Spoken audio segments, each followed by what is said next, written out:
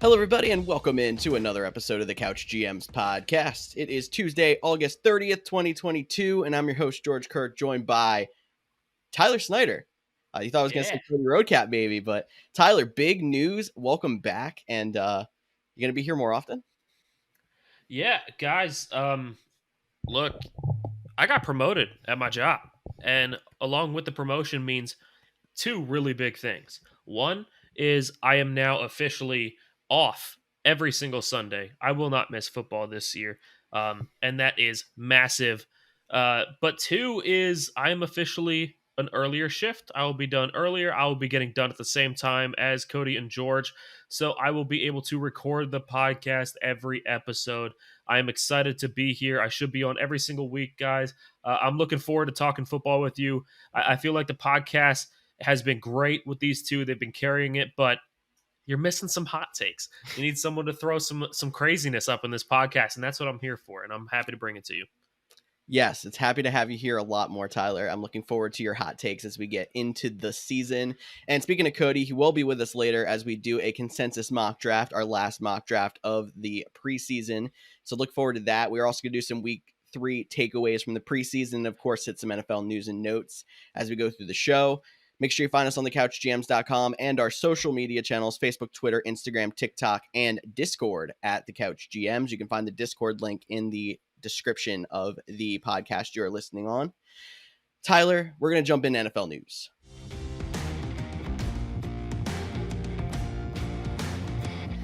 Now, it's important to start NFL news here with cuts down to the final 53-man rosters have to be finalized by Tuesday at 4 p.m. We are recording this show on Monday night, so we have heard a couple of things coming out, but we are going to miss some of the big ones as you're listening to this show. Maybe you're listening after Tuesday at 4. You know more than we do here at this point. We're going to be talking about a lot of those big cuts on our season preview on Thursday's show, so stay tuned for that for more reaction. But for now, we have to start off here with Commanders running back Brian Robinson, who was basically announced the starter, and then an hour later, it was reported on the news he was shot twice in the lower body in an attempted carjacking in Washington, D.C. He had successful surgery on Monday morning. There is no timetable for his return, but he could return this season to the Commanders. That was some heavy news to hit on a Sunday night. Was not expecting that. Yeah, that was a showstopper. That was one that stopped me in my tracks. I legitimately stopped what I was doing and just could not believe it. Um, and guys, obviously this has some fantasy impact. Obviously this has some NFL impact. But what we're really worried about is Brian Robinson, his health, and making sure he's okay. We are happy to hear that he had successful surgery. Happy to hear that the injuries were not life threatening. We don't know more about the situation just yet, other than what we've reported. But really, not even for a fantasy perspective, not even for Super Bowl fandom, any kind of perspective that way. But I really hope he is able to make a full recovery and come back. If he can come back this season, that's absolutely amazing. If not, if he can come back in the near future, that would be huge because he's an exciting up and coming rookie. He has worked his entire life for this moment. These guys give everything they have, all their time, all their money, all their energy into making the NFL. So for him to make the NFL and not even get to play a regular season snap and have something this tragic happen to him, I mean, I don't know him personally, but I can almost guarantee you that it is weighing more on his mind that he's missing out on his teammates, he's missing out on the game than it is about what actually happened. And I really hope he does make a full recovery. We'd love to see him back, and I'm guaranteeing you he will get a full standing ovation his first day back. And I'm glad to hear how the team has backed him up in this whole entire situation. Coach Rivera went to visit him in the hospital. It's super sad to see the world we live in and things like this happen. And I mean, obviously, we don't want to get political, but we hope things change as we move forward here as a country, as a society. And I feel like we have to talk a little bit of fantasy impact, even though that's not what I want to be the forefront of this news story. I want to actually put that out there. But we have to talk a little bit just to make sure everyone's ready for their seasons in fantasy football. So how does this affect Antonio Gibson, someone who we were fading really bad? And Cody and I were talking about a lot of, not even really looking at him in drafts in the last few weeks. Yeah, Antonio Gibson's a big one now because Brian Robinson was being rumored to be the starter, which it did two things for Antonio Gibson. One, it made you fade him as a whole because you're thinking, he's no longer going to be a starter. There's no point in looking at him. Clearly, the team doesn't like him. He's going to be faded, but it's also making him drop down the draft boards. With Brian Robinson having this tragedy happen to him, it now makes Antonio Gibson is likely the number one again. Whether they like him or not, whether the team is fading him or not, let's be honest, JD McKissick is not the guy. He is not going to be the guy that can take a 3-down roll and just own it. McKissick is a pass catcher, so you do still have to worry about that. I feel like his receptions is going to go up now. However, I think Antonio Gibson is now the number one, and he has fallen in drafts a lot. You can get him in the mid-late rounds now because of where his ADP went since Brian Robinson taking off. So he is a good late round snag now. Anytime you can get a potential number one running back, even if it's not the best running back that late in a draft, I feel like it's great value. So Gibson is definitely a guy worth targeting now. 100% agree with you. I think he falls in the same kind of idea as a Dameon Pierce. Like, we don't think the offense is going to be super fantastic, although Washington should be better than Houston's. Starting running back, you're probably going to have to pay more of a price tag for an Antonio Gibson than you would a Pierce, because Pierce has not really come up the draft boards. While Gibson was falling down, he didn't fall down that far. You're probably spending a mid-round pick on him, and I like it a lot more now that you see this situation coming up. And we'll have to see how the season goes along. But maybe the second most shocking news that happened this week, right before we hit record, actually, 49ers announced that they reworked Jimmy Garoppolo's deal to bring him back as the highest paid backup in the NFL. Two questions. Is he staying the whole season, or is he going to get traded midseason? And could he play if Trey Lance continues to struggle like he has in the preseason? So I'll say, I bet you Jimmy G had a big say on this. I feel like Jimmy G did want to be traded, and the team did want to trade him so they can move forward with Trey Lance. Jimmy G has a chance to start somewhere else. But looking at the NFL as a whole, he could go to the Falcons and start over Marcus Mariota. However, I don't see it. They're just biding their time till Desmond Ridder can take over. Really, the only team that I feel like he could go to and start at least the first half of the season is the Cleveland Browns. And honestly, I don't think that Jimmy G wanted to go to the Cleveland Browns. So I think he had a bit of a say in it and was like, you know what, I'd rather be a backup here than a starter for them. Especially since he would just be replaced later. So I think that is. Am I still the only one that says Seattle? Look, Pete Carroll came out and says he thinks he has two number one quarterbacks in Okay, Geno Smith. That's a story for another day. Oh my gosh. You could also talk the Jets with Joe Flacco and Zach Wilson, but again, I feel like they're going to give Zach Wilson another chance before they really completely fade him, especially since they seem to love Joe Flacco. But yeah, I think Browns were the only team that really had a shot of getting him, and I don't think Jimmy G wanted to go to the Browns. I bet that he had a say there and was like, you know what, I'll be willing to take a pay cut to stay here.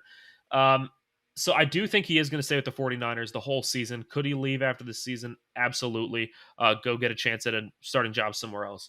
As far as your second question of could he play if Trey Lance struggles, obviously, yes, there's that option, especially because I know Cody's not here to defend him, but Cody loves Trey Lance, a huge Trey Lance supporter, has him everywhere. I don't like Trey Lance.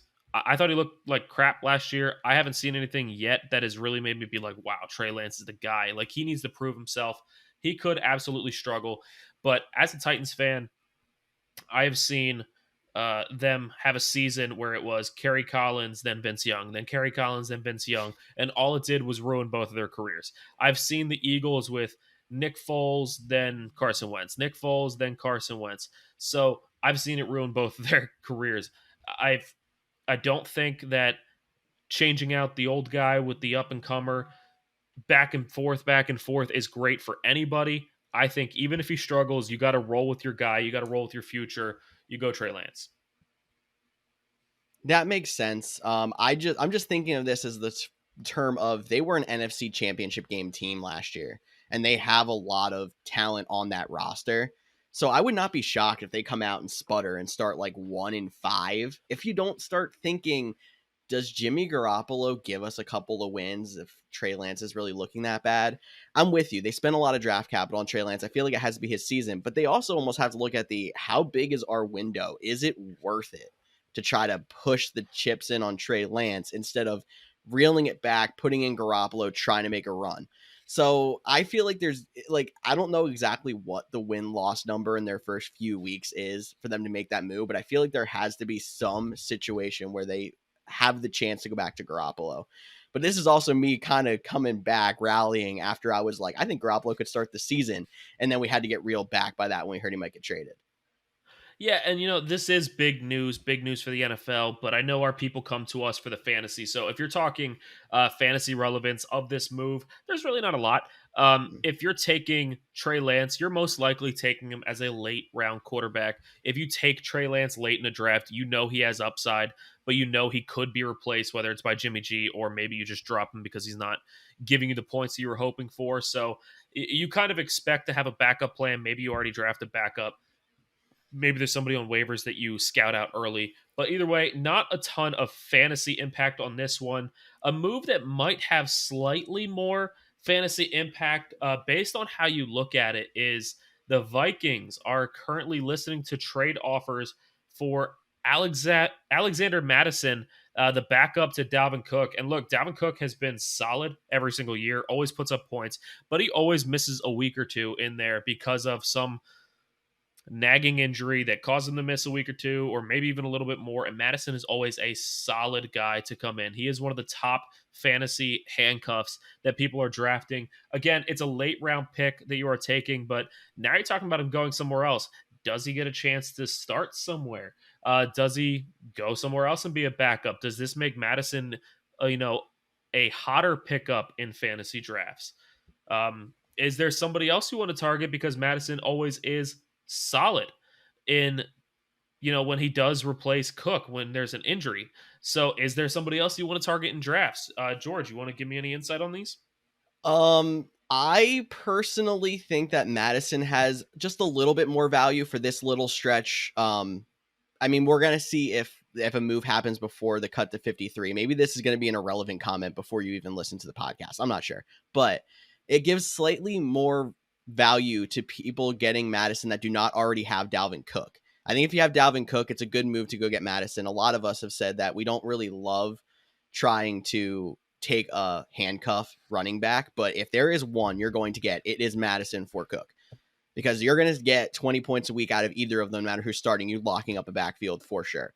But I think the biggest thing I'm looking at here is if you're someone that has Dalvin Cook and you get Madison, and then all of a sudden you hear that, oh, Madison's on the move, the person to look at is not who you think it's going to be. It is not Kini Winagu. I feel like I said that right, but I'm not sure. That is one of the hardest names to say in the league. It is Ty Chandler. I think if Madison is on the move, it is because of Ty Chandler. He was a 5th round pick this year. He has impressed in the preseason, and I think he's going to be the primary backup to Dalvin Cook. So if you are somebody who wants to have that handcuff and you hear Madison's on the move, that's the guy I'd look for. But to answer your original question, Madison has slightly more value than he did for people that don't have Dalvin Cook, but I don't think it's anything out there that's super significant for fantasy. All right, here is a trade that happened right before we started recording the podcast. This is going to look at as a very insignificant trade completely to a lot of you out there. However, I find this a very interesting trade, and I'm fantasy impact, maybe none just yet, but I'm really curious to hear your thoughts on this trade. So Laviska Shenault, the former 1st round wide receiver drafted by the Jaguars, never really found a solidified role on that team, was traded to the Panthers. What do you think of this trade? I don't know if I quite understand the fit, because Christian McCaffrey is your number one guy in that offense. He's a running back, but he's a gadget running back. DJ Moore is your number one wide receiver. Yeah, he's a solid wide receiver, but he's more of a short yardage run after catch kind of guy. And then you have Robbie Anderson, who's your stretch the field kind of threat. Laviska Shenault is a very gadget player. So, like, he's Christian McCaffrey. He's going to take the catches that DJ Moore takes. So, like, I get it. I love the move because you're getting weapons around Baker Mayfield. You're buying in. But I don't know if there's a space in that offense for a guy like him because there's a lot of people that fit his niche that are star players on that offense already. Give me 1 second. I'm looking up a little bit of a stat here. Okay. I will say, so where I'm coming from that, if you don't know, because I'm sure a lot of people don't really follow the Jags, Laviska Shenault's listed as a wide receiver, but he played a lot of running back when they were in running back trouble in Jacksonville last year. Like after James Robinson went down, he was catching a lot of passes out of the backfield. He lined up as a running back. He was almost like your cheap version of Cordarrelle Patterson. Not that he was ever fantasy relevant like Cordarrelle Patterson. That's kind of the player Laviska Shenault is. Okay, so I am looking at this roster right now. I have to disagree with you a little bit on a couple things here. So, Okay. you said that you feel like Laviska Shenault is more of a gadget guy. I think he is more of a big body bruiser. Like he is more of a wide receiver who could be a tight end. He is a big dude. So Laviska Shenault is 6'1", 227 pounds, and he ran a 4.58 40. To put that in perspective, remember, 6'1", 227. Derrick Henry is 6'3", 240. So he is not much smaller than Derrick Henry. And Derrick Henry ran a 4.57, almost the same 40 times. So you're talking about a slightly smaller Derrick Henry playing wide receiver. This is a big body dude. This is the guy that you can go to in the red zone. This is the guy that, like, you need that short catch, give it to the guy right there. You need to create some space. This is the guy that can run a little corner over and make something happen. DJ Moore and Robbie Anderson are both smaller receivers. They don't have that big body guy. I think because of the fact that he's different than what they have, he's going to carve out a role. I think he's definitely going to get some playing time. There's even a chance. I mean, honestly, Robbie Anderson is a good receiver. There's a chance that Robbie Anderson turns into just your gadget speed threat. I think Robbie Anderson could be more of a gadget player because he is getting older. I think it could be a lot more DJ Moore and Laviska Shenault on the field than it would be Robbie Anderson. Call me crazy. I'm the hot takes guy, but I think Shenault could carve out a really big role for himself. Is he fantasy worthy right now in a redraft? No. I wouldn't draft him. Keep an eye on him. Add him to your watch list. Maybe you'll end up picking him up by midseason. But if you're in a dynasty league, he's 23 years old. The other guys are getting older. Robbie Anderson's 29. He is 23 years old. He is now playing with Baker Mayfield instead of Trevor Lawrence. He is on a better team. He is in a better offense. He might carve out a role now. Like, go pick up Laviska Shenault if he's available in your dynasty league. That is probably way bolder than I would have gone, but hot takes guy, welcome back. I mean, it's very possible. He might be worth a late round flyer in a redraft, but I probably wouldn't go that far. Dynasty league, I like it. Yeah, go out there, take a shot, and you can drop him later if you need to. But I think that's enough news. We have a little bit of talk about the preseason. So why don't we talk about preseason week 3 takeaways?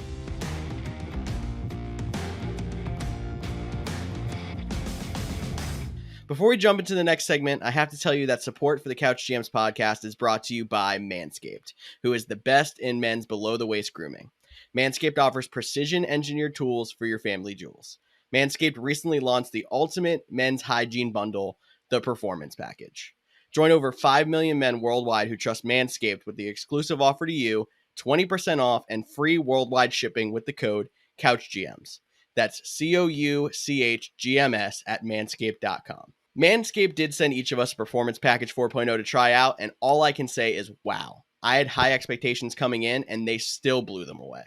I've been trying many things to stay cleaned up down there, but this is by far the easiest, smoothest, and most pain-free. It is really a game changer. Each Performance Package comes with a Lawnmower 4.0 trimmer, Weed Whacker ear and nose hair trimmer, Crop Preserver ball deodorant, Crop Reviver toner, Performance boxer briefs, and a travel bag to hold all your goodies. The star of the show, of course, the Lawnmower 4.0. This trimmer has completely changed my grooming routine. It has cut my grooming time in half, and all while reducing irritation, nicks, snags, and tugs, thanks to Manscaped's advanced skin-safe technology. And if that isn't enough to make you want one, the Lawnmower 4.0 is also waterproof, so no more mess on the bathroom floor. The performance package also includes the Weed Whacker, an ear and nose hair trimmer that also includes Manscaped's proprietary skin-safe technology for a smooth and comfortable trim. The Crop Preserver below the waist deodorant and Crop Reviver below the waist toner are two products that I didn't even know I needed, but now I can't live without after seeing how they reduce irritation after trimming and chafing from everyday activity. And they even throw in 2 free gifts, Manscaped's Boxers and The Shed, the travel bag to carry all of your goodies anywhere you go. It's time to take care of yourself, so go to manscaped.com and get 20% off and free shipping with the code Couch GMs. Again, that's COUCHGMS. That's 20% off with free shipping at manscaped.com and use the code Couch GMs. Unlock your confidence and always use the right tools for the job with Manscaped. Now back to the show.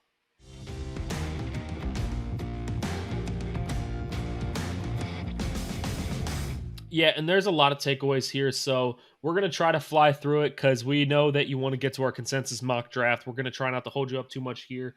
So let's go over some of the big ones. I'll take a few just to start. So Dameon Pierce did play in week 3. He did score a touchdown while stringing together some solid runs. He was not officially named the starter, but he is expected to see significant work. I think Dameon Pierce will end up being the number 1 running back for the Texans. I don't see how he's not. I mean, they don't really have a lot over there. I don't see Marlon Mack or Rex Burkhead taking the job from him. Pierce is the up-and-coming guy. He is a guy to take. He is still falling to mid-rounds, and he has running back 2 upside. Definitely look at Dameon Pierce. Baker Mayfield, he leads 2 touchdown drives in his preseason finale. Days after being named the starter. I mean, it wasn't shocking that Mayfield was named the starter, but I think Mayfield gets a lot of hate. The Browns are just a garbage franchise that just keep blowing everything up, and he still performed well there. Led the Browns to their first playoff berth in what seems like a century. He also played last year. He got a lot of hate based off of the way he played, but he had about 17 different injuries he was dealing with all at the same time.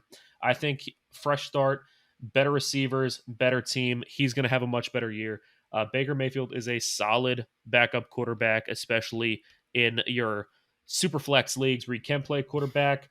And Jameis Winston sees his first preseason action. He went 4 for 4 passing with a touchdown, 2 catches for Jarvis Landry and 1 for Olave. He did have a passing touchdown to Kamara. For a team that we don't look at as being an offensive powerhouse, they do actually have a lot of weapons. It is something worth monitoring.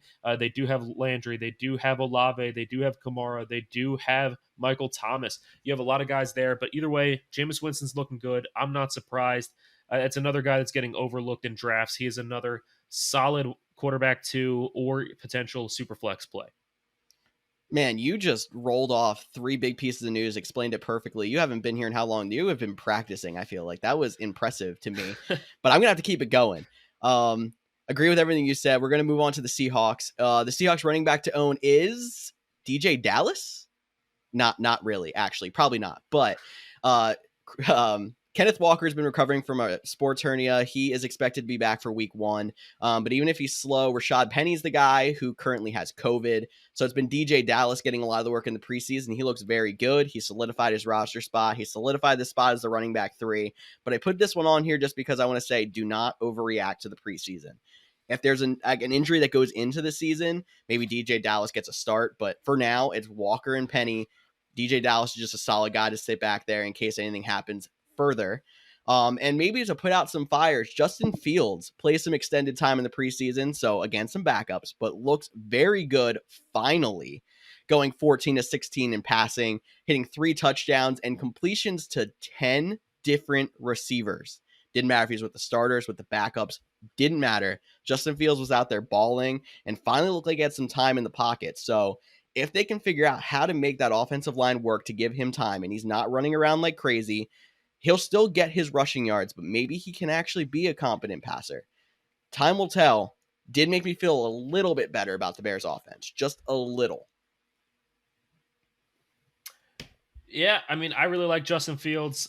This definitely opened a lot of guys' eyes. I think the biggest thing is you should definitely look more at Darnell Mooney now. The only reason he is getting faded as a number 1 receiver is because people really did not like Justin Fields as the quarterback thrown to him. But I love Mooney. I think Fields is going to have a bounce back year, so definitely look at him. Brown's debut, Jacoby Brissett, isn't fantastic. 13 for 23, 109 yards, and a pick. And he doesn't play with any starters. You know, it is preseason. He's playing with backup offensive linemen, backup receivers. So that could be a big reason why he's struggling. But in all honesty, Jacoby Brissett is nothing fantastic. He is nobody flashy. I thought that was a team that could get Jimmy Garoppolo. That would have changed things for me. But otherwise, the Browns are going to have another garbage year. Brissett is not worth owning, even as a backup quarterback. Even in a 3-quarterback league, I feel like I can give you some other guys that'd be better than Jacoby. So he is not worth owning, but it is worth monitoring how bad the Browns are because they do have receivers that you need to look at. And, you know, if they're falling behind in games because they can't throw, that might hurt the value of Nick Chubb. Another thing worth monitoring, Jets wide receiver Denzel Mims shined in preseason finale after a trade request. He did request a trade from the team. He made some big catches, and after one big catch in particular, he pointed at his wrist and went, "It's time." Now, does that mean it's time for that trade? Like, let's get this going. Other teams have just seen me, like, come and get me. Or does that mean, like, it's time? I made you know that I'm not happy, and I just showed you what I can do. It's time to finally give me that chance I deserve. Who knows? It's definitely something worth monitoring. I don't think Denzel Mims is really that fantastic of a receiver, but he does have some potential, especially with some teams that, you know, may only have one or two good receivers and could use a third one to shine. Either way, something worth monitoring. And finally, the Steelers will name their starting quarterback at their own leisure, but Mitch Trubisky started every preseason game. Looked solid again in week 3. We are all expecting Mitch Trubisky to be named. I would love to see them go with Kenny Pickett because I believe he is the future. But I understand if he's not ready yet, there's no use forcing him in his rookie season. Let him struggle. Let his mind to be everywhere. We've seen that blow up in the past, and it doesn't work. So if they don't think he is quite ready, go ahead with Mitch Trubisky. Another guy that really was underrated because of the fact that he played on the crappy Bears franchise, and you know, now that he has left the Bears, maybe he has a chance to finally recreate his career, especially with some really good receivers there in Chase Claypool, George Pickens. You got Deontay Johnson, even with the injury, some good guys there. We do expect Mitch Trubisky to be the starter, and if Mason Rudolph is the starter, I'm not talking about the Steelers again this season. I'm telling you right now. Yeah, I already don't really love their wide receivers. I would like them better with Mitch Trubisky, at least for this season. And I actually feel like all the quarterbacks that were taken in this draft were experiments. There's a good chance that 4 out of the 5 of them get replaced next season. Kenny Pickett could very well be that guy, even though he was the one that was taken the highest. And you're right. I'm a fan that Mitch Trubisky was somebody who was underrated because of the offense he played on in Chicago. I think with the weapons around him he has now, with the better offensive system under Mike Tomlin, he could actually be fairly solid. He'd actually help some of the view of those Pittsburgh wide receivers as we move on throughout the season. So I think it's going to be Trubisky, and I think it's going to be hard to get him out of that role if they give it to him. So anyone out there in a dynasty that took Kenny Pickett, you have to hope Trubisky struggles, and I don't 100% know if he's going to as bad as we think. Yeah, and you know what? It's interesting to note that, you know, Malik Willis, Desmond Ritter, Kenny Pickett, there's some others as well, are really looking good in the preseason. I know it's preseason. I know it's backups, but it's backups. They're throwing to backups. They have backups blocking for them, and they're still making plays. These are all guys that you have you know, they're expected to be developmental quarterbacks. They're supposed to have 2, 3, 4 years until they're finally ready to be the star. But they're looking good now. So this was a draft that everyone faded the quarterbacks. Everyone said none of these quarterbacks are good enough, and all of these quarterbacks are making plays that are opening eyes. So maybe this draft wasn't as bad for the quarterbacks as we thought. And you know, if they keep continuing to impress, it's going to put a lot of pressure on the starters in front of them. It's very true, Tyler, and we'll have to see how that quarterback naming announcement goes, but I think we're expecting Trubisky, and how some of these young quarterbacks go throughout the year. But it's time to bring in Cody, and we're going to talk a little consensus mock draft.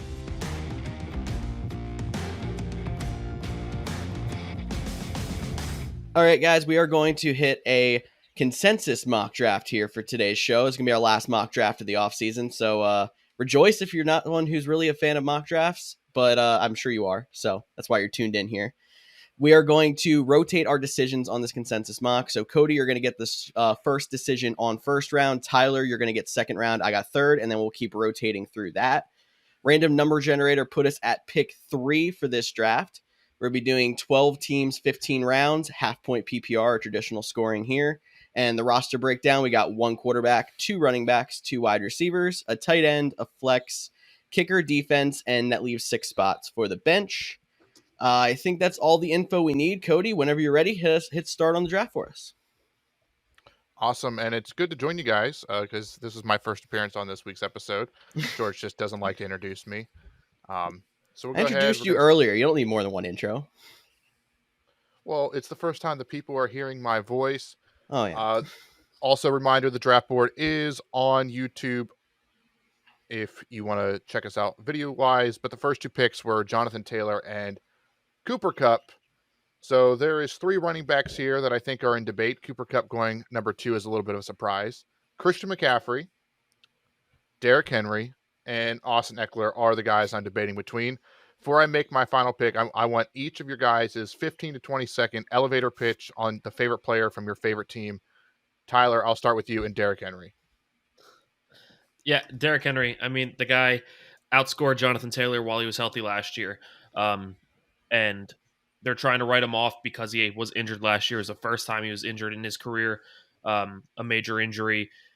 People seem to still want Christian McCaffrey at the top, even though he's injured every single year, higher than Derrick Henry, even though Derrick Henry outscores everybody every season. I mean, he's just a solid pick. It's a run-first team. He's the workhorse back. That's my guy. And Austin George, Eckler. you already knew who it was. I didn't have to intro it. Yeah. Austin Eckler is a great pick for a half PPR because he does catch a lot of passes, but we know there's going to be touchdown regression. And because of that, it's not really the time to go with Austin Eckler here. We should be going with Derrick Henry, in my opinion. He is higher on my board than Christian McCaffrey because I like his upside as well as the ability to stay healthy. Awesome. So I appreciate your guys' input. I really do. But for me, I'm still going Christian McCaffrey. I understand the risk of injury, but when it does play, he is the best player in fantasy football. And hopefully this year he's finally healthy. So I'm going to take the risk with Christian McCaffrey here. So we went Christian McCaffrey with the Couch GMs team. Austin Eckler went next, followed by Derrick Henry. A little bit reversed for what we were saying. Najee Harris, Dalvin Cook. So 7 straight running backs, followed by Justin Jefferson, Jamar Chase, Devontae Adams, DeAndre Swift, and Stephon Diggs to round out round 1. Any instant reactions to how round 1 went? There's Cooper Kupp became a running back. That's one instant reaction I got. You're right. He did. I was just so surprised that he went. But thank you for correcting that error. Yeah. I mean, I think that's about how I've seen a first round go, especially in a 12-teamer. You'll probably seeing 4 to 5 wide receivers go. Yeah, I don't see anything different than a typical, except for maybe the order. Like maybe you'll see a couple of receivers move closer to 5-6, and Cooper Kupp probably falling down towards that 5-6. And it's a pretty average first round otherwise. So take a note on how you see that if you haven't done your draft yet. Awesome. All right, then. Second round kicked off with Joe Mixon, followed by Travis Kelce, Nick Chubb, Aaron Jones, Saquon Barkley, CeeDee Lamb, Deebo Samuel, Leonard Fournette, and Alvin Kamara, leaving some interesting names on the board. Tyler, you have the pick. What are your thoughts? I think you could go Mark Andrews here, get arguably the best tight end in the draft. You could go Josh Allen here, get arguably the best quarterback in the draft. You could go running back heavy since we have an injury-prone wide running back 1. Go Javonte Williams, or you can go Tyreek Hill and get one of the best wide receivers on the board. I know who I'm going to take. You guys have any quick pitches before I make the selection? I feel like I have insider knowledge, and I'm just going to share a quick story on the podcast of where you might be going, because we did have our League of Record draft over the weekend, and ironically, Snyder did have pick 3, and he went into the draft hoping for Derrick Henry and Tyreek Hill, and he didn't get that because Derrick Henry went second. He got Christian McCaffrey, and he let Tyreek Hill pass after taking Christian McCaffrey in our real draft. So I think he's going to go Tyreek Hill. But George, do you have any other thoughts on where he might go, or try to persuade him somewhere else? I'm also with you. I think he's going to go Tyreek Hill. I'm between Tyreek Hill and Mark Andrews for this pick. I'm also somebody who I've noticed is punting tight end a little more than I like in a lot of these drafts. So I've been trying to prioritize tight end a little bit more. And like you said, Mark Andrews could be the top tight end, even though Kelsey's going almost a whole round earlier. So I like the value there, but I'm saying to stay away from the running backs because I'm kind of liking hero running back strategy despite having the injury prone guy McCaffrey. Yeah, you guys are right. I'm going to go Tyreek Hill here. I think he's one of the best receivers in the league. So a big thing is people are going to assume that since Tyreek Hill had to do his big curl route, I'm sure you guys have all seen the play. If not, go look it up on YouTube. But Tyreek Hill tries going deep, and Tua does not have the arm to get it to him. It should have been a 50-yard touchdown. Instead, it ends up looking like a 30-yard curl route because Tua couldn't get the ball there. That should scare some people and think Tyreek's not going to be as valuable because Tua's going to hold him back. It actually makes me like him slightly more, just because it shows me that Tyreek Hill is able to correct himself to still make it work no matter what Tua throws. If Tua does not have the arm strength to get it to Tyreek, knowing that he has the ability to stop, cut back, come back for the ball, and still make the grab, that to me shows that he is still versatile. He should still be able to make it work, even if Tua struggles. So I do like Tyreek Hill.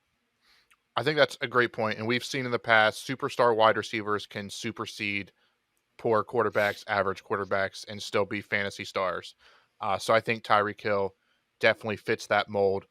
And Tua could impress. I mean, he has, shown progression. He's very accurate. So I really do like that pick. Josh Allen went next, and Javonte Williams rounded out round 2. Mike Evans kicked off round 3, followed by Ezekiel Elliott. We are back on the clock. Mark Andrews is still available. George, you get this pick, but I am going to try to talk you out of Go ahead. Mark Andrews real quick. And it's not because I don't think he's valuable. I think Mark Andrews in the 3rd round is good value, especially with the volume we're expecting. But as a person that typically likes to pass on the tight ends because it's not a position that I often go for, I do want to bring up 2 names. One is James Conner. I know it's not a sexy pick. It's not a pick that we, tend to like. You never feel great about it, but he's reliable. He's steady. He's a nice balance to Christian McCaffrey. So I think that would be an interesting one. You have a guy he's going to get workload. He might not have those big explosive games, but you have a solid RB2 behind your potential injury risk in Christian McCaffrey. The other guy is another favorite from your favorite team, and Keenan Allen, who I do know I have been on record saying I like Mike Williams more. But again, Keenan Allen has been a nothing but consistent guy over the last few years. So it's just trying to balance out some of that consistency with starting off with Christian McCaffrey. And then Tyreek Hill, he is also a little bit of a roller coaster player. So just trying to stabilize our roster. Yeah, we had in our league of record a couple times where I verbatim said, man, I was between these 2 people. I went this guy instead. Player A instead. And then we went all the way through. It came back around to round 3, and boom, player B was still on the board. And I'm like, I have to take him. And I'm sure, George, you are thinking that right now. And honestly, if you go Mark Andrews, I will not be upset at all. My only thing is with Christian McCaffrey being injury prone, I know in our league of record, I took McCaffrey, but then I followed it up with DeAndre Swift. And then in round 4, I took Zeke. I was able to stack running backs because I know how injury prone McCaffrey is. So it makes me nervous continuing to pass on running back. The only issue here is James Conner is not a sexy pick. James Conner is a guy that I don't mind having on my team, but he's not the guy that I want to go out in round 3 and snag. He's not a guy I want to rely on as my running back 2. Not that these guys after him are really that much better, but he's not a guy that I want to reach on. I feel like Mark Andrews could give you a leg up on the rest of the league. I don't think James Conner gives you that leg. So I do still like Mark Andrews here. I think I was about to be talked into James Conner, and a lot of my feelings about James Conner kind of lined up with what Tyler said to finish his statement there. So I'm going to try to take the boom and go Mark Andrews, and then we probably have to play these later rounds kind of like you're playing 0 running back in a way, because we have to try to get some safer guys to fill in some roster spots. I just blew my eardrums out with the sound effects when I made that pick. That was something. Alrighty, so right after we took a tight end, team 4 got in on that and went with Kyle Pitts, followed by A.J. Brown, Keenan Allen, Michael Pittman. Second quarterback off the board, Justin Herbert went to team 8, James Conner to team 9, 6 picks after we were debating him. George Kittle making the third tight end in round 3, followed by Patrick Mahomes and T. Higgins to round out round 3. Round 4 kicks off with DJ Moore, followed by rookie Brees Hall, Deontay Johnson, who did have an injury scare but is expected to be fine, David Montgomery, Cam Akers, who is still battling a little bit of an injury. So keep an eye out on him if you have him heading into week 1. Travis Etienne, Josh Jacobs, Lamar Jackson, and Terry McLaurin. Guys, if you look at the top of the draft board, you see Mike Williams. He's been my guy all offseason. Yep. Why should I not take him? Reason you shouldn't take him is we only have one running back at this point, and it's an injury-prone guy. I'm going to keep saying it until we have solid running back depth, and I really like the picks of J.K. Dobbins or Antonio Gibson. Either one of those guys, I think it would be a solid number 2. Yes, there is Mike Williams there, and since we do pick in 4 picks from now, there is a chance that Dobbins or Gibson does fall to us. I don't know if it's worth the risk. I would take one of them, but I know that Mike Williams is your guy. Yeah, I'm also in on probably going running back here. I'm actually probably even go with doubling up on running back if you can get Dobbins and somehow come around and get Gibson or even Elijah Mitchell's not a bad pick here. Just because we're trying to solidify that running back depth behind McCaffrey, and then we're covered if he does have another injury-prone season. And I think there's more talent at the wide receiver position, even though you really like Mike Williams, to come in the next few rounds than there is at the running back position. This is the prime spot, in my opinion, to lock up your solid guys to play your RB2 flex first bench, as opposed to waiting later when you can still get good wide receivers. Alrighty. Well, I will say, I just really like the Mike Williams pick here. J.K. Dobbins, Antonio Gibson, Elijah Mitchell, A.J. Dillon, next 4 running backs on the board. Dobbins, he scares me. I don't know how safe he is. Like, will he be ready in the first 4 weeks? Will he be full workload, full go? I know he's not starting the season on PUP, but the torn Achilles is definitely something that concerns me. Antonio Gibson, I know you guys talked about earlier the tragic incident with Washington running back Brian Robinson. So in terms of fantasy, does that give him a little bit of a boost until Brian Robinson is back? But he was seeming to lose that starting job here. I would go Mike Williams, but I did this on last week's podcast when we did a versus mock draft. He's been in so many different drafts of mine that I'm going to pass on him. And I'm going to take J.K. Dobbins and just hope that he can bounce back from the Achilles faster than usual. Actually, I didn't make the pick yet, and I'm going back to Mike Williams. I don't really want 2 Ravens players since we took Mark Andrews. I get that. So right as I was getting ready to plus the plus, I thought of that. So despite what I said, we're going Mike Williams here, and we're gonna hope if Dobbins makes it back around, you all can take him. But just to give us some diversity on rosters, I'm gonna add Mike Williams, followed by Darren Waller, Jalen Waddle, DK Metcalf, Antonio Gibson, which leaves us J.K. Dobbins, which might be what you guys wanted me to do in the last pick. Will you follow up with that, or because we have Mark Andrews, will you do something different? Tyler, I believe it is your turn to make the final pick. Yeah, I will say a little bit on Antonio Gibson. Like Cody said, we talked about Brian Robinson earlier in the show, and as tragic as it is, there is still a fantasy aspect. We are still trying to have fun with this league. So looking at strictly fantasy, I don't think Brian Robinson's going to play this year, and if he does, it won't be for a while. Antonio Gibson was getting faded out as the number 1, but that's because rookie Brian Robinson looked so good. So I think Antonio Gibson is a sneaky pick, especially since he's been dropping on the draft boards because of how good Brian Robinson's looked. Now you can get Antonio Gibson at a great value, and I really don't see guys like J.D. McKissick taking over the job. I think Gibson is going to have the role whether they like him or not, and then they'd replace him next year, whether Brian Robinson comes back or if they found somebody else. But a lot of stalling. Sutton's not a bad pick here to solidify our team a little bit, but I think more than a flex, you need a running back.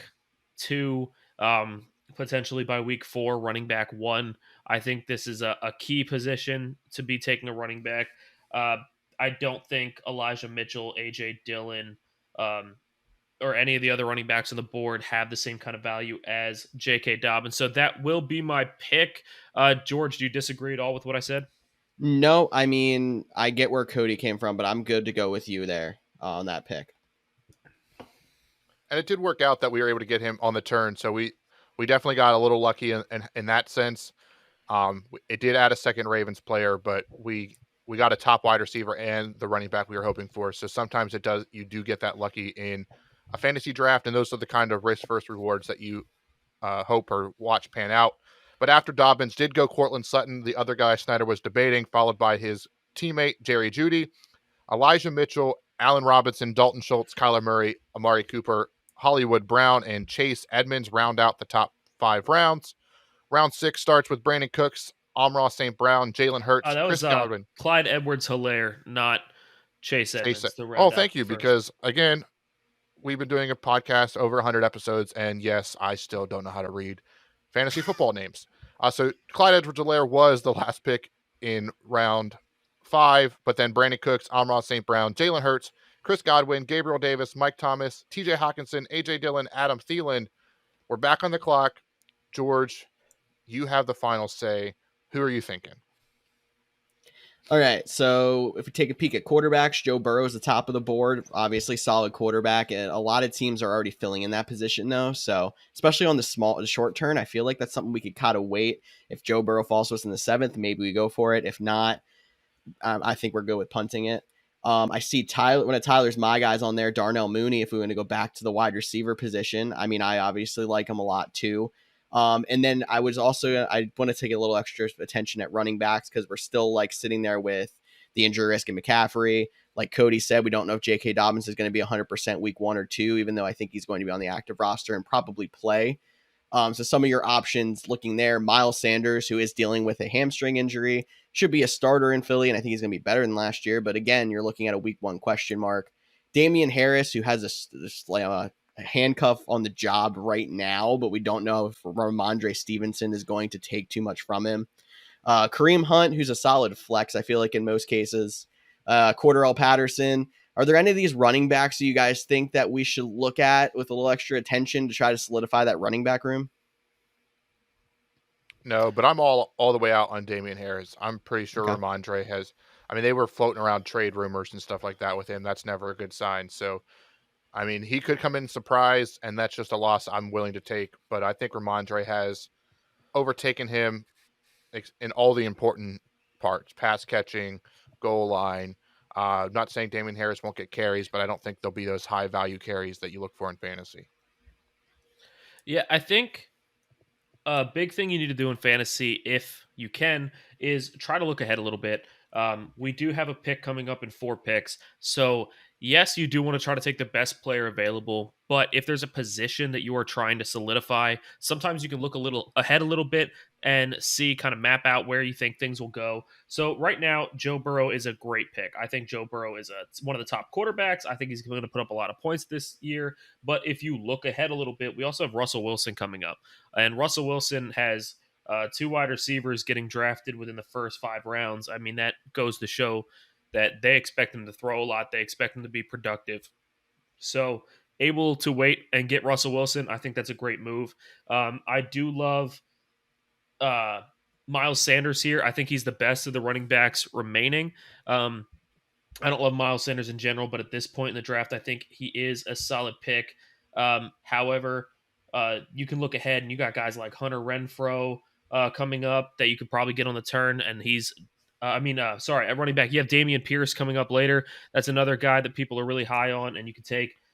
Juju is another good pick, but you got Hunter Renfrow coming up. So I would say out of the guys remaining on the board, who do you like more in waiting for? Would it be Russell Wilson, Hunter Renfrow, or Dameon Pierce? Whichever of those 3 that you are lowest on, I would take his counterpart at that position. That's just me personally. That is a tough one. Now, I mean, I'm very interested in the fact that you went to talking Juju over Darnell Mooney, because I mean, I think me personally, I have Mooney higher than Juju. I figured you would, but maybe you do have Juju slightly higher. Either way, it's kind of a risk pick there.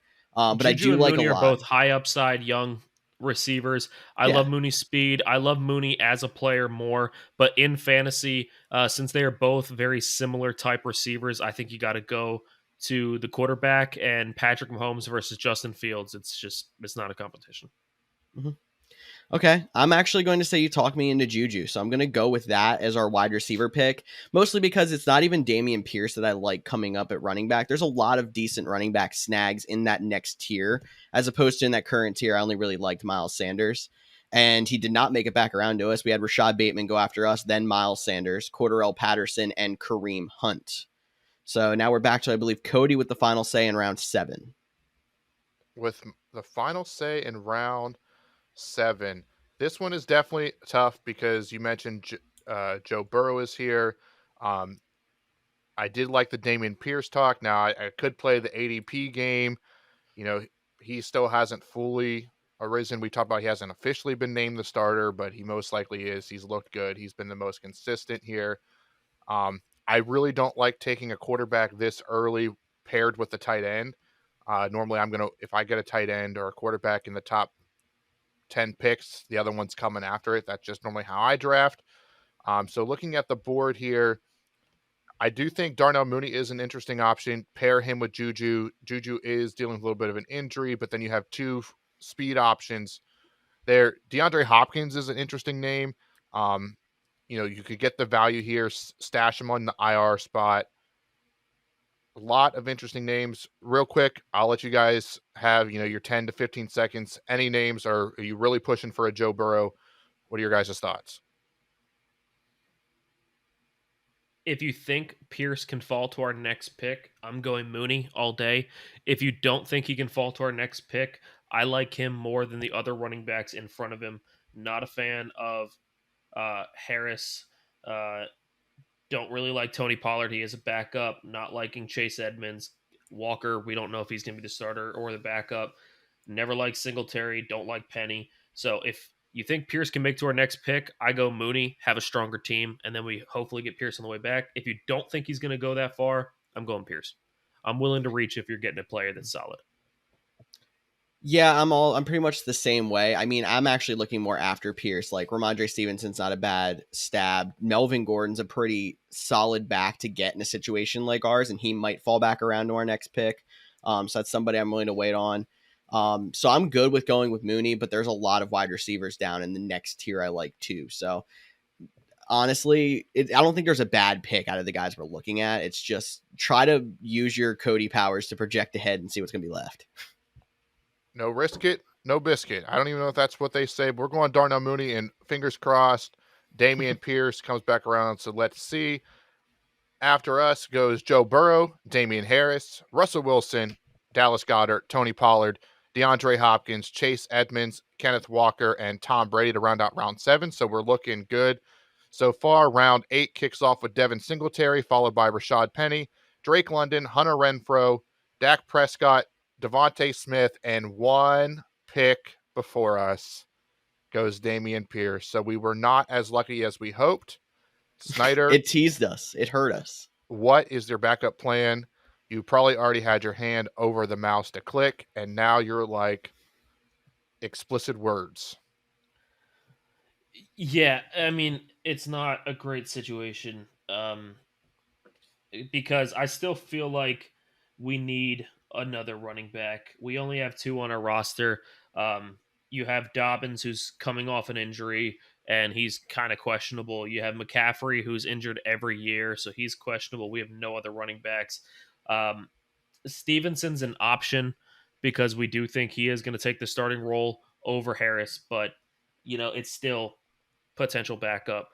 James Cook is not technically the starter. Melvin Gordon is supposed to get a lot of work this year. He's solid, but there's really nobody at this time that I am absolutely in love with. So, I could consider going somewhere else, going with the young guys in, a Traylon Burks or Brandon Ayuk. I could go with a solid other receiver in Robert Woods and just shore up the wide receiver position. Maybe I go someone like Dawson Knox or Zach Ertz and have that, flex option at tight end or that solid backup. Or maybe I go with one of those running backs. I'm up in the air, guys. Convince me. I'm going to start treating this draft like we're going 0 running back, even though we basically went hero, like because we've then pushed wide receivers and the tight end this far down the board. I think you got to take a couple of stabs at running back here at 8-9. So my favorite in this situation is Melvin Gordon, because he's a guy who should have surefire carries, even though he's going to probably be a better flex option than he's going to be any other thing. I think he's probably your safest pick. And then coming around and getting somebody who's got a stab at a starting job, Ramondre Stevenson. I'm trying to look a little further down. Your Rashad guy, White, James Tyler Robinson. Allgeier. Yeah, I'm thinking we have to go double running back. Yeah, I would I agree. I would go running back here too, but the guy that's calling my name is Ramondre Stevenson. I think Melvin Gordon might be a little bit safer. We have a lot of boomer bust potential, but I like Ramondre Stevenson, and if Melvin's back around at pick in round 9, I think that's a great value as well. But ultimately, it's your choice. I know that wasn't much of a help, but you're on the clock. Here's my thoughts. I think Melvin Gordon is the better running back. I think he's going to get more catches, which helps him in a PPR format. I think that he is, coaches keep coming out saying he's going to get a ton of work this year, but I do think we're going to have to take 2 running backs. I'm going to play the ADP game, looking at the other 2 teams, picking between us. Team 1 has 4 running backs already, does not have a quarterback, does not have a tight end. There's a top tight end in Dawson Knox sitting right there. And Team 2 does have 3 running backs, not 4, but they also only have 2 wide receivers to this point, and there's some good ones sitting out there. I'm going to hope that we can go Ramondre Stevenson based off ADP and have Melvin Gordon fall to us. We're going to risk it for the biscuit again. So I'm going Ramondre Stevenson here. All right, let's see how it works. Stevenson went next, followed by Treylon Burks, Zach Ertz, Aaron Rodgers. Or Zach Ertz ended round 8. Then Aaron Rodgers was the start of round 9. Chris Olave, and we're up in round 9. George, you have the pick, but I feel like it's self-explanatory, so why don't you just click the button? We've been talking about it long enough. Can I just say that was a great Melvin prediction Gordon there, saying that Team 2 needed a wide receiver, and they took 2 wide receivers, and I said Team 1 hasn't taken a quarterback or tight end, and they go tight end quarterback. Killed it. I was going to say the same thing. That was amazing, honestly, to predict it to a T. And we get Ramondre Stevenson and Melvin Gordon, so that works out for us. After us went the Bills defense and then Dawson Knox. We're going double Buffalo, but that Bills defense in the 9th round is a little ridiculous in my opinion. Brandon Ayuk then and Chase Claypool, James Cook, Matt Stafford, Tyler Lockett to Team 10, Trey Lance, and Robert Woods rounds out round 9. Round 10 starts with Garrett Wilson and then Pat Freiermuth, Michael Carter, Kadarius Toney, James Robinson to Team 8, and then Sky Moore, the Tampa Bay Buccaneers defense. Again, ridiculous to take a defense this early. Christian Kirk and George Pickens. Back to us with, I believe, Cody. Yeah, it's my pick, and the Rams defense is sitting right there. And when you can take a defense in the 10th round, you better do it. And that was 1,000% sarcasm here. All right, guys, this is we're looking at the board here, and this is another risk it game because we need a quarterback. I really like Derek Carr, but I said I don't really like to play them with, both in the top 10 picks. But he's sitting there. And then the 2 other guys are 2 other running backs just throwing more darts, which would be Nyheim Hines and his pass catching ability, plus the handcuff for the Jonathan Taylor owner. But Frank Reich does seem to think that he will be a big part of the offense despite Taylor there, similar to an A.J. Dillon, Aaron Jones type of thing. And then Darrell Henderson, because I mentioned Cam Akers isn't fully healthy right now. So it gives us some options week 1. Might not be a long-term guy unless Cam Akers stays hurt all season. Do you guys think it's worth taking another stab at running back, or just get Derek Carr, get our quarterback, and we'll worry about the other spots on the next pick?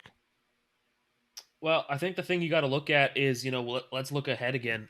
Team 2 already has Josh Allen, and Team 1 just took Aaron Rodgers. There is a chance they take backup quarterbacks. I mean, we've seen kickers drafted in the mid-rounds before. We've seen Khalif Raymond go in the first round. We have seen crazy things before. We could definitely see 2 quarterbacks. Cody's even been a guy who, in our league of record, has drafted 2 quarterbacks within the first 10 rounds before. So it is possible, but if one of them decides to go double quarterback and takes Derek Carr, I actually am very, very high on Kirk Cousins. I still think he is going to be a solid regular season quarterback. I think you can find a decent backup then later. I would say take the risk, go with the running back.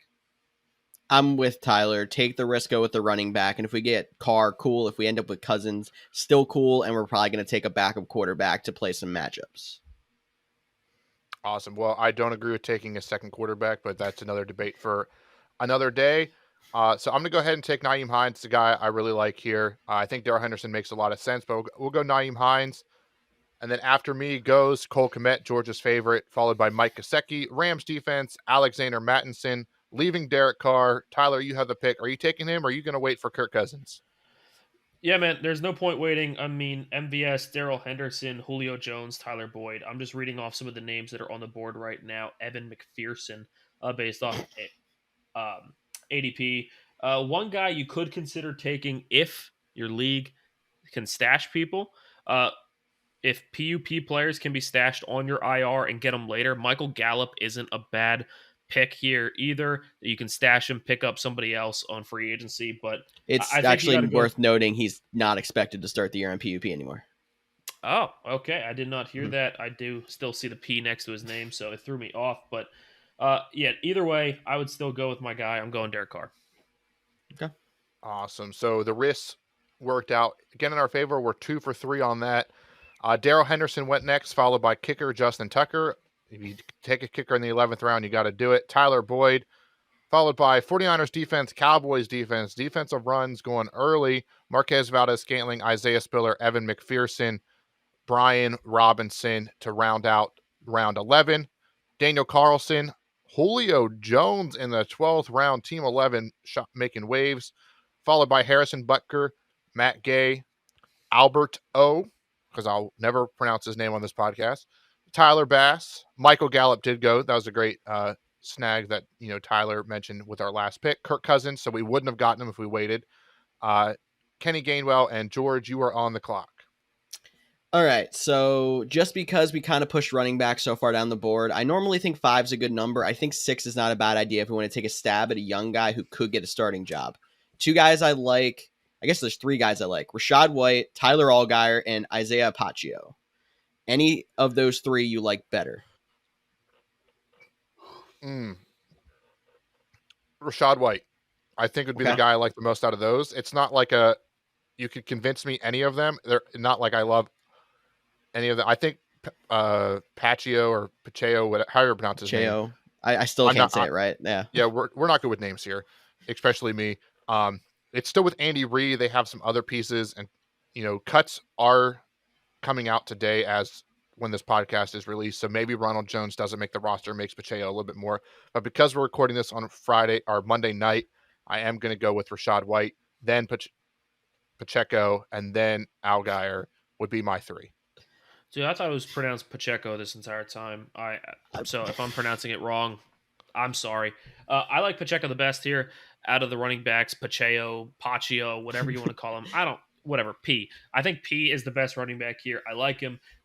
My only thing worth considering here is if we're taking a 6th running back, odds are we don't plan on starting him. We don't plan on playing him unless in case of emergency. So if you're talking emergency running back, I think a better emergency running back would be Chuba Hubbard, who you do not have to draft right here. You can wait a round or 2, take Chuba later, have your handcuff to Christian McCaffrey. Again, your 6th running back, you should never be playing unless A, you have an emergency and everyone dies, or B, he ends up breaking out and becoming this end-all, be-all running back. I don't really see that for him, especially on a pass-first team in Kansas City, a team that forgets they have a running back more often than not, or even Rachaad White, who's behind Fournette. Again, you're looking at an injury or you're looking at him to break out. I think Chuba Hubbard has just as much upside. I like waiting on Hubbard here. I like going receiver instead since we only have 4. Jarvis Landry, Devontae Parker, 2 names that are not bad on this list. If you want to take a risk on the young guy. You got Christian Watson. There is some other names out there as well if those guys don't strike your fancy. All right. I mean, between the fact that we're split on 3 guys, we're on the short turn, and you also still have, like you said, Chuba Hubbard coming back around. I'll go wide receiver, and I'm going to go with the guy who's kind of come up my board a little bit. We talked about a little earlier his performance, Jarvis Landry. And it is our wide receiver 4. Hopefully it'll be, if it's a miss, it's not a big deal. But I think him and Jameis Winston looked like they had a little bit of a connection in the preseason. So we're going to take a shot there and see what running backs fall back around. The Chargers defense went after us. Then Devontae Parker, Rashad White did not come back to us. Brandon McManus, but we still have a couple of those running backs we're looking at if you're interested, Tyler. Yeah. Again, if I'm drafting running back right here, Pacheco has the upside. Hubbard is the safer pick for our team. I like Hubbard better. You also got to think your last 2 picks, you could go kicker defense. You could just go defense and not draft a kicker like Cody likes to. So you have 1 or 2 picks before drafting a defense that you could play around with. Personally, I like Hubbard here, but it is up to Cody. Yeah, I thought it was my pick, but I can't keep track. Yeah, me neither. Here, I think it's still too early for Hubbard. We do only have 2 picks left, and I think we could get Hubbard with our last pick, no problem.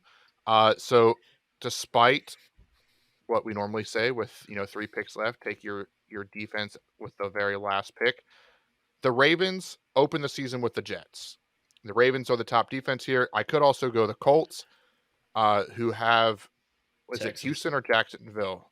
Houston's first. Yep. Houston and then Jacksonville. So that's 2 back-to-back weeks, which I think is very important. It does a little bit worry me that Darius Leonard, their star linebacker, might not be ready here, but there's some other pieces here. So it would be between the Ravens or the Colts for me in terms of defenses, and I think getting one here is a smart, especially with it being the long term. I'm going to go Colts just because we have so many other Ravens. I want to diversify our team a little bit. So I'll go Colts defense here. Surprise all the listeners out there by taking a defense in the 13th round. It's still a pretty solid pick. But Matt Prater, even though the Colts struggle against their own division, you still got to think they are guaranteed 2 games against the Texans and 2 games against the Jaguars. That is 4 games in your season already, just based off division where they have weak offenses that they are facing. So I don't think it's a bad pick at all. Yeah, and by week 3, you might have to either pick up a new defense or drop them when they face off against the Kansas City Chiefs. But you got plenty of time to figure that out. But after the Colts pick, Matt Prater went, followed by Tyler Allgeier, Tua Tagovailoa, Khalil Herbert, Russell Gage, Ravens defense, Rondell Moore, New England Patriots, and Hunter Henry. Then round 14 kicks off with the Saints defense, Christian Watson, David Njoku, Jamal Williams, Jay Williams Jamal, for yep. Detroit. That one I understand. That one I get. Okay, thank you. And then Isaiah Pacheco, Trevor Lawrence, Young-Ho Koo, Jahan Dotson, Justin Fields. I believe we're now with Snyder. Do you take your guy in Chuba Hubbard? Do you get a backup quarterback? What are you thinking? You could take a backup quarterback.